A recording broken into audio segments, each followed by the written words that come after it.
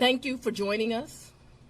I'm here with the prosecutors and investigators who have worked diligently on the investigation of criminal attempts to interfere in the administration of Georgia's 2020 presidential election.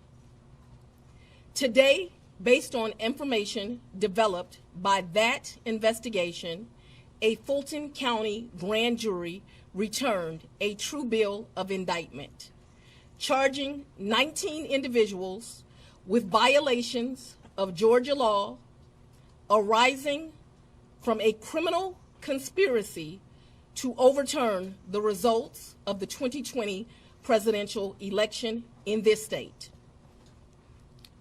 The indictment includes 41 felony counts and is 97 pages long.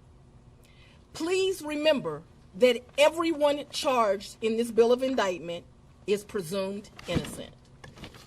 Specifically, the indictment brings felony charges against Donald John Trump, Rudolph William Louis Giuliani, John Charles Eastman, Mark Randall Meadows, John Cheeseborough, Jeffrey Clerk, Jenna Lynn Ellis, Ray Stallings Smith III, Robert David Cheeley, Michael A. Roman, David James Schaefer, Sean Micah Tresher Steele, Stephen Cliffgard Lee, Harrison William Prescott Floyd, Travion C. Cootie, Sydney Catherine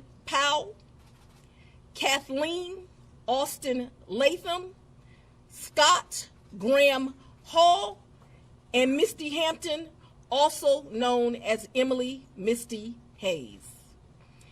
Every individual charged in the indictment is charged with one count of violating Georgia's Racketeer, Influenced, and Corrupt Organizations Act through participation in a criminal enterprise in Fulton County, Georgia, and elsewhere to accomplish the illegal goal of allowing Donald J. Trump to seize the presidential term of office beginning on January 20th, 21. Specifically, the participants in association took various actions in Georgia and elsewhere to block the counting of the votes of the presidential electors who were certified as the winners of Georgia's 2020 general election. As you examine the indictment, you will see acts that are identified as overt acts and those that are identified as predicate acts, sometimes called acts of racketeering activity. Overt acts are not necessarily crimes under Georgia law in isolation, but are alleged to be acts taken in furtherance of the conspiracy. Many occurred in Georgia, and some occurred in other jurisdictions and are included because the grand jury believes they were part of the illegal effort to overturn the results of Georgia's 2020 presidential election. The acts identified as predicate acts or acts of racketeering activity are crimes that are alleged to have been committed in furtherance of the criminal enterprise. Acts of racketeering activity are also charged as separate counts in the indictment against those who are alleged to have committed them. All elections in our nation are administered by these states, which are given the responsibility of ensuring a fair process and an accurate counting of the votes. That includes elections for presidential electors, Congress, state officials, and local offices. The state's role in this process is essential to the functioning of our democracy. Georgia, like every state, has laws that allow those who believe that results of an election are wrong, whether because of intentional wrongdoing or unintentional error, to challenge those results in our state courts. The indictment alleges that rather than abide by Georgia's legal process for election challenges, the defendants engaged in a criminal racketeering enterprise to overturn Georgia's presidential election result. Subsequent to the indictment, as is the normal process in Georgia law, the grand jury issued arrest warrants for those who are charged. I am giving the defendants the opportunity to voluntarily surrender no later than noon on Friday, the 25th day of August, 2023. I remind everyone here that an indictment is only a series of allegations based on a grand jury's determination of probable cause to support the charges. It is now the duty of my office to prove these charges in the indictment beyond a reasonable doubt at trial.